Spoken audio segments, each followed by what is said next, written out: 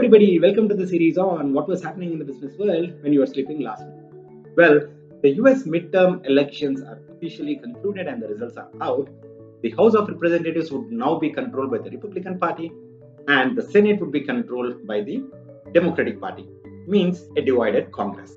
Now, what does this mean to the policies and laws that were implemented in the last 2 years and what's going to be implemented in the next 2 years? We'll go through a few charts to understand what is going to happen with respect to a few key policies and scenarios. The first one is, of course, the foreign policy. The amount of federal aid that Ukraine has received in the last 1 year is close to $50 billion as indicated in this chart. You can see the huge spike in the dark black line towards the end of this chart, right? Now, compare it with the federal aid received by all the other countries since 2010. This is pretty huge. The question by Republicans is, of course, when there is a lot going on within the country, inflation, economic crisis, climate change, growing crime rates, why do we need to spend so much money and support Ukraine in the ongoing Ukraine and Russia war? Well, at least Joe Biden has the next 2 months for complete control over House of Representatives and Senate, so he might be pushing out a lot more federal aid in the next 2 months itself before these things come into the discussion by Jan 2023. So look out for that kind of news. Now, the second thing which might be interesting for these two different parties and have opposing views is the taxes. Well, if you look at the 2015-2016 individual tax slab rates, the highest individual tax slab rate in the US was 39.6%. However, when Donald Trump became the president, he reduced the tax slab rate and the highest individual tax slab rate was 37%.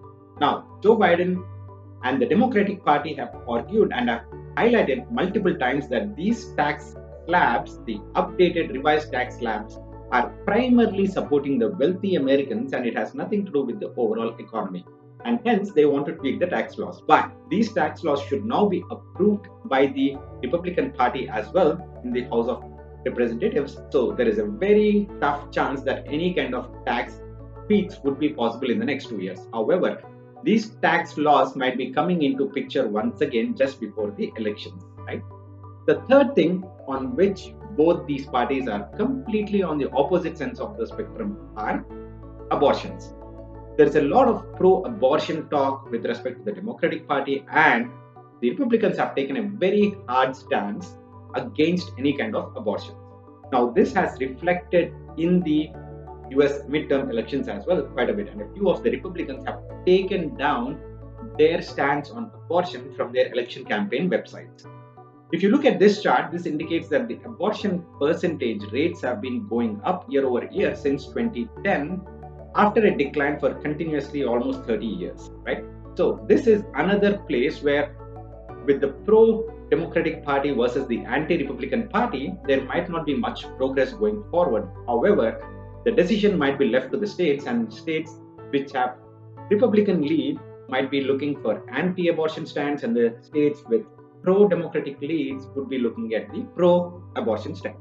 Now, the fourth thing which we also need to understand where potentially both these parties will work together is the inflation. According to this chart, US has peaked its inflation to almost 8% in October 2022, and that's the highest rate of inflation that US has seen in the last 40 years. Now, there is only one way that the federal is basically looking to cut down this inflation, and that is through the hiking of interest rates. Now, this hike of interest rates might potentially put the entire US economy in recession, but they don't see any other way to control this inflation. And this is the only possible area where Democrats and Republicans have agreed and are aligned that this is the best possible way going forward. There are a few more interesting and important policies where both these parties are not on the same page. For example, the gun laws and a few others. But let us see how these will also move forward in the next 2 years. Hope you like this video. Please do let me know if this is something this is interesting for you with respect to the explanation of the charts. Like the video and also let me know if you want me to make more such content. Take care, guys. See you again. Bye-bye.